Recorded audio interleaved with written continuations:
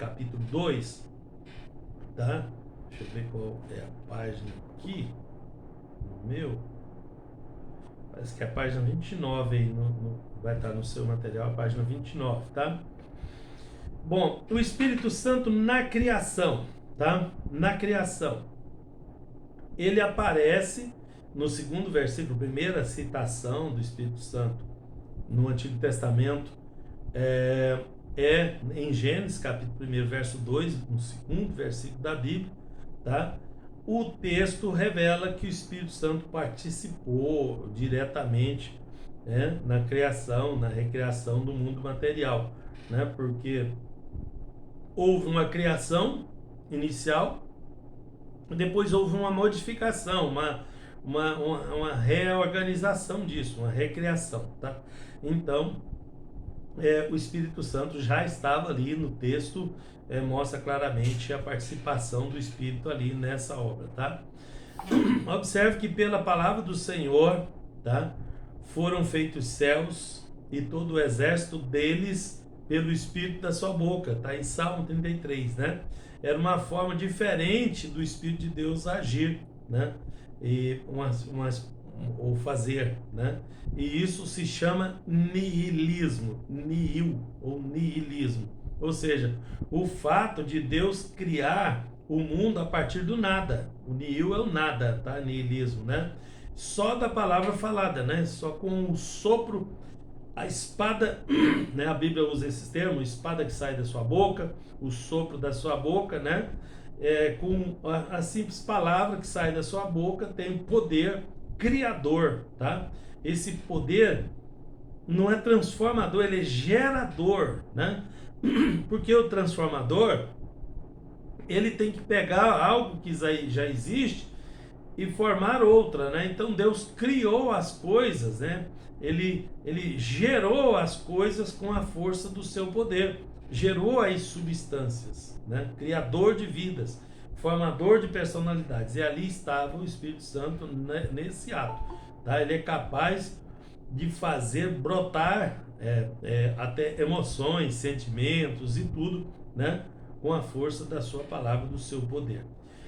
Com relação ao niilismo, eu queria só pontuar aqui, é um conceito filosófico, isso existe, né? O autor citou aqui, mas não explicou, tá? O niilismo, né? Ou seja, do nada, aquilo que veio do nada, é um conceito filosófico antigo, tá? Ele é apresentado nessa forma de niilismo aí, existencial, tá? A existência é feita do nada, que argumenta que a vida, para eles, né, para esse conceito filosófico, a vida é sem sentido objetivo, ela não tem um sentido objetivo, um propósito ou um valor intrínseco, tá?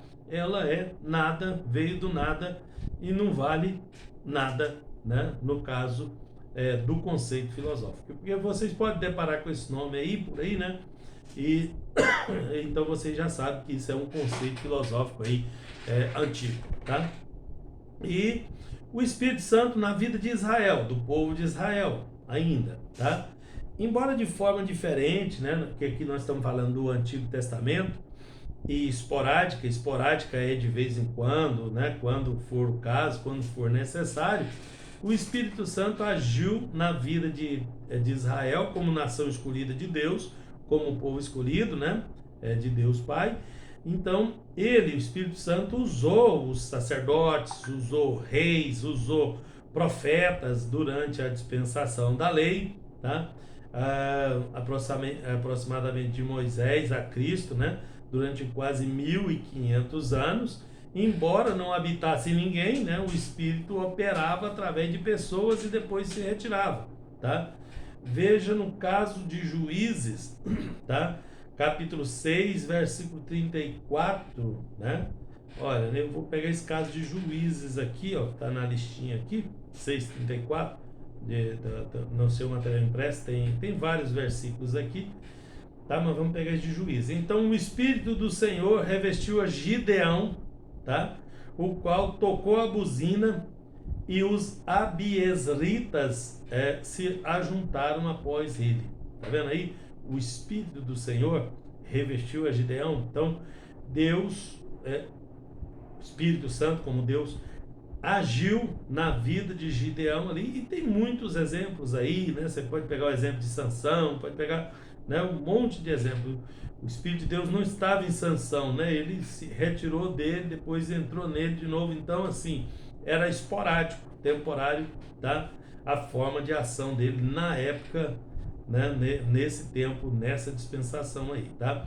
Os primeiros cristãos, na verdade, né, foram todos judeus, vocês lembram disso, né? Que os primeiros que aceitaram a Jesus foram os judeus, tá? Que aceitou a doutrina do Messias como Salvador, tá? Então o Espírito de Deus agia naqueles judeus ali, tá? Hoje, muitos judeus não aceitam Jesus, mas tem muitos que aceitam. Temos muitos cristãos messiânicos, tá? São chamados cristãos messiânicos, são judeus messiânicos que acreditam em Cristo, tá?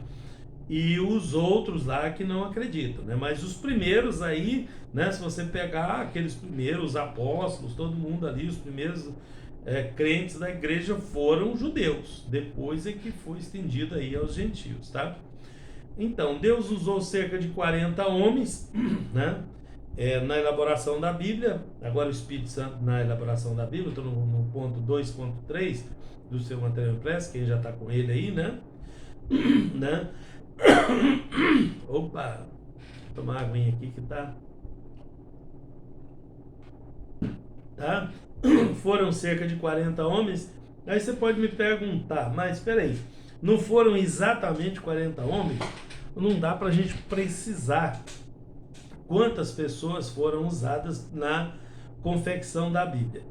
Quando chega nesse ponto, eu sempre dou um exemplo, aquele exemplo lá do livro de Daniel, onde um capítulo inteiro do livro de Daniel foi escrito não por Daniel, mas por Nabucodonosor, né? Ele usa as palavras dele: eu, Nabucodonosor, a todos os povos, tribos, línguas, nações e tal, e, né, fala que o Deus de Daniel é o Deus tal. Quem escreveu, Daniel escreveu o livro de Daniel, mas aquela carta, aquele capítulo que é uma reprodução da carta do rei, não foi Daniel que escreveu. Então aí nós contamos só o Daniel, ou contamos o Daniel porque o Nabucodonosor participou da construção da Bíblia? Vocês concordam comigo? Então, por isso que quem cita isso aqui, cita cerca, em torno de 40 homens, tá? Que escreveu a Bíblia, toda a Bíblia, tá? De Gênesis a Apocalipse. De diversas formações, né? Ou sem nenhuma formação, com costumes, profissões diferentes, separados por grandes distâncias, às vezes, né, por longo tempo, né? Muitos deles nem conheceram uns aos outros, tá? Que começou isso em 1520 a.C. Guarda bem essa data, que costuma ser importante para o crente, tá? 1520 anos, né? 1500 anos antes de Cristo, Moisés começou a escrever a Bíblia ali, escrever provavelmente o livro de Jó. Provavelmente, viu que eu usei o provavelmente, porque você nunca pode afirmar o que você não tem prova, né? Nós não temos prova de que Jó foi escrito por Moisés, mas muitas evidências. Se temos evidências, nós dizemos provavelmente Jó escreveu, né? Até o livro de João, né? O último, né? Em 96 depois de Cristo, o último foi o livro de João, né? Escrevendo aí o livro de Apocalipse, né? O evangelista João escrevendo o livro de Apocalipse, que foi o último no ano 96 depois de Cristo. Então, foi de 1520 antes de Cristo até 96 depois de Cristo, tá? Todos esses escritores autógrafos, olha outra palavra importante aqui, autógrafos, tá? Autógrafos são os originais. Os originais da Bíblia são chamados autógrafos, tá? Não existem autógrafos da Bíblia em lugar nenhum do mundo, tá? Os autógrafos foram os originais, o papel original, aquele escrito de Paulo aos Coríntios, né? Que foi escrito primeiro, é chamado de autógrafo. A revelação bíblica, a autoridade de Deus, né? Ela vale para os autógrafos. Dos autógrafos foram feitas cópias. As cópias são página? Peraí, deixa eu ver aqui. Eu acho que é 30, página 30. Os autógrafos foram cópias, e as cópias são sujeitas a pequenas falhas, pequenos defeitos, tá? Então, a iluminação de Deus, né? A manifestação do Espírito, plenária do Espírito, vale para os autógrafos. Por isso, autógrafos é uma palavra importante, porque se refere aos originais de cada um dos livros, tá? Eles fizeram o seu trabalho, né, na formação da Bíblia, sob a direção do Espírito Santo, né? Os homens santos, segundo Pedro, no finalzinho da Bíblia, né, conta essa história, fala assim: os homens santos de Deus falaram inspirados pelo Espírito Santo. Então o Espírito Santo trabalhou de forma esporádica, né, em um e em outro no Antigo Testamento, e de uma forma mais ativa no Novo Testamento, porque ele já habitava naqueles escritores, em todos os escritores que foram usados para escrever o Novo Testamento, tá? A forma já era diferente, inclusive o Novo Testamento é bem diferente do Antigo Testamento, talvez uma das explicações seja essa, né? Bom, aí chegamos no Espírito Santo na vida de Jesus, no final da página 30 aí, tá? Cristo, que é totalmente Deus e totalmente homem, né? E o Filho de Maria serviu como tabernáculo para o Filho eterno de Deus realizar o sacrifício redentor, né? Aquele corpo, né, de Cristo gerado por Maria, foi o tabernáculo, né, do Deus Cristo, né, do Filho de Deus, para executar, para realizar o sacrifício redentor em favor da humanidade, tá? Ele como Deus, né, ele tem os seus atributos. Ele como homem, ele é outra criatura, tá? É outra coisa. Bom, ele havia se esvaziado da glória celestial. Aqui um ponto polêmico importante, tá? Vocês ainda vão se deparar com isso por aí. O esvaziamento da glória celestial, tá? Nessa condição, ele necessitava da presença e das ações do Espírito Santo em sua vida, durante o tempo que ele viveu aqui na Terra. Olha, grande parte dos teólogos não concorda com essa palavra aí não, tá? Principalmente os calvinistas, tá? Porque eles acreditam que ele continuou, é claro que ele continuou sendo Deus, ele, mesmo quando ele veio em carne, ele não deixou de ser Deus. O que ele fez foi um esvaziamento, foi abrir mão da sua glória celestial temporariamente. Porque, sendo carne, sendo homem, né, e havendo a possibilidade de falhar como ser humano, em igualdade de condições, né, ele precisava da ajuda do Espírito Santo por isso, porque ele era Deus, mas ele tinha deixado a sua glória temporariamente, tá?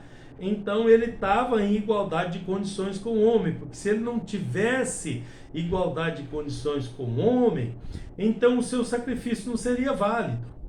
Vocês estão entendendo o que eu estou dizendo? O sacrifício tem valor porque Jesus veio em carne, e em carne ele executou em igualdade de condições com nós aquele sacrifício.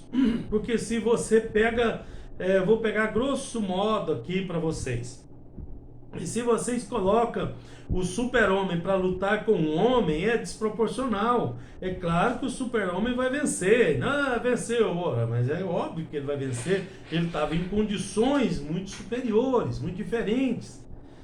Mas Jesus não, ele veio em carne, e quando ele veio em carne, ele ficou também na dependência do Espírito Santo, que estava na sua plenitude, como nós também estamos, então igualdade de condições, tá?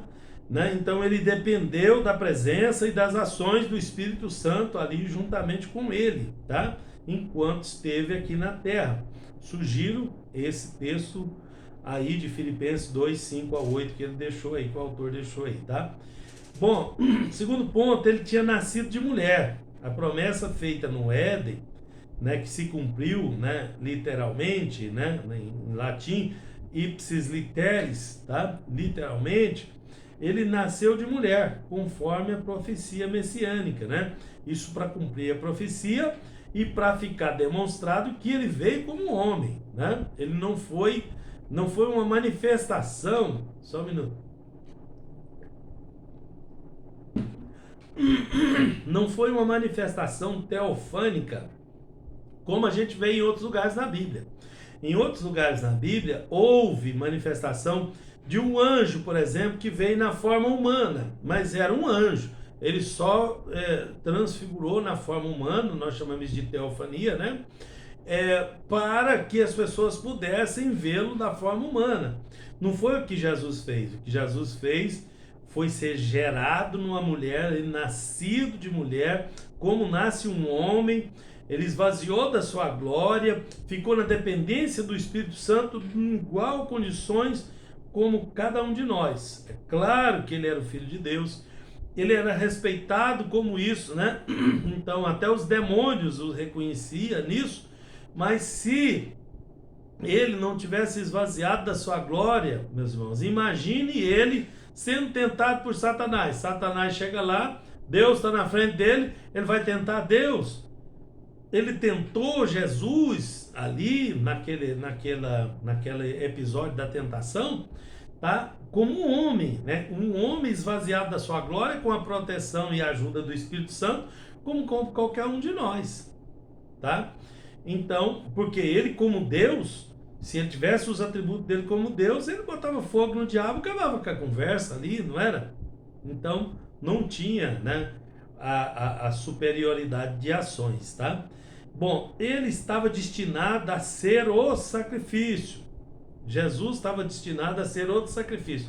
É outra coisa, eu discuti muito isso com os meus colegas no seminário, né?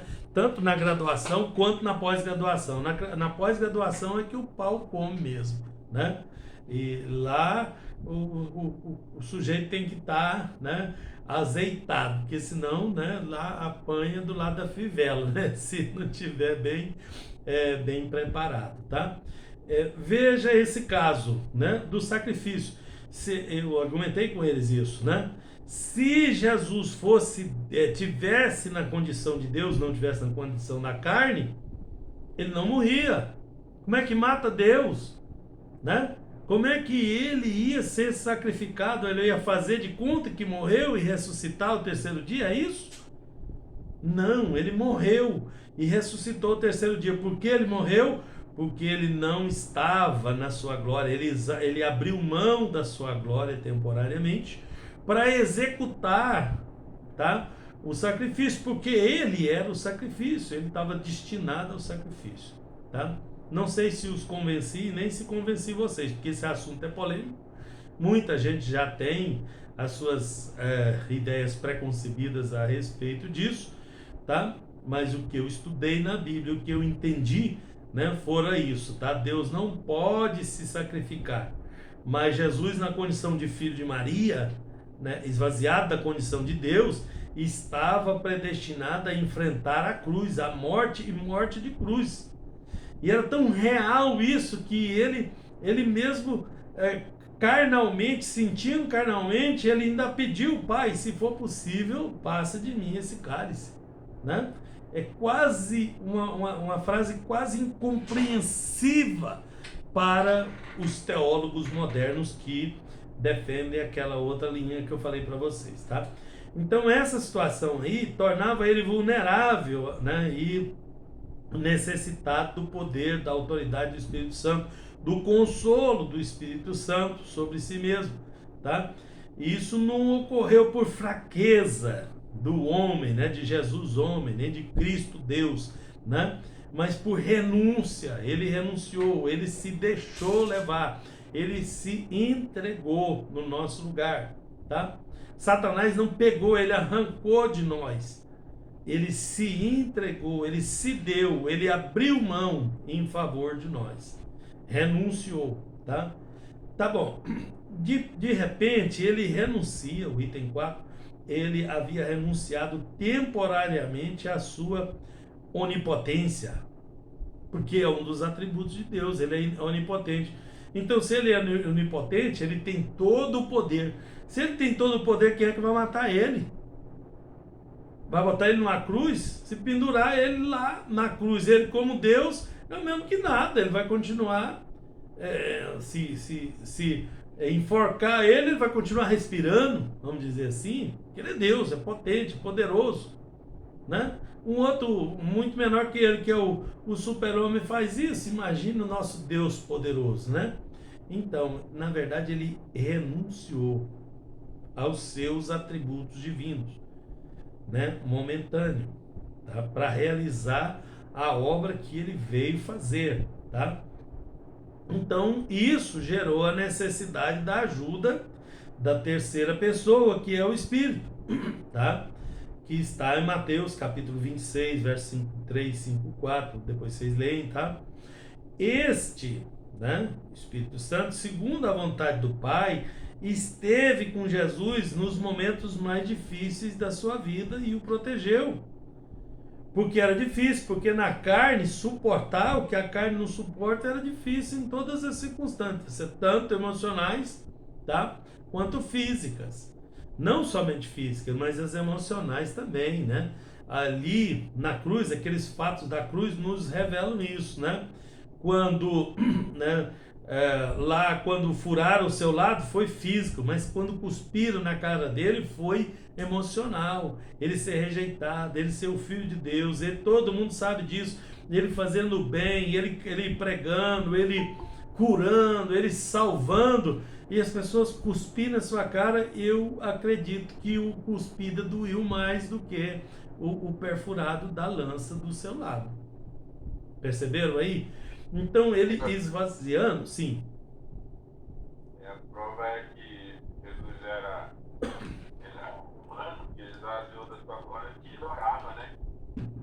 Então, mas eles têm uma resposta para isso, José. Os que defendem a outra doutrina, eles falam que Jesus orava, mas era só para servir de exemplo para nós. Então eles têm uma saída para tudo, mas nada. Ele estava orando mesmo, ele estava pedindo, ele estava falando: Pai, se for possível, passa de mim esse cálice. Para mim isso não é um exemplo, porque eu não posso fazer essa mesma colocação que Jesus fez. Ele fez, né? Na condição de filho de Deus, né? Faz isso por mim, se for o caso, né? Então, na verdade, não foi só de exemplo, não, né? Ele, na verdade, ele se esvaziou, né? E se ele não se esvaziasse, não teria jeito de executar. Primeiro, não tinha jeito de matar ele, né? Sim, José.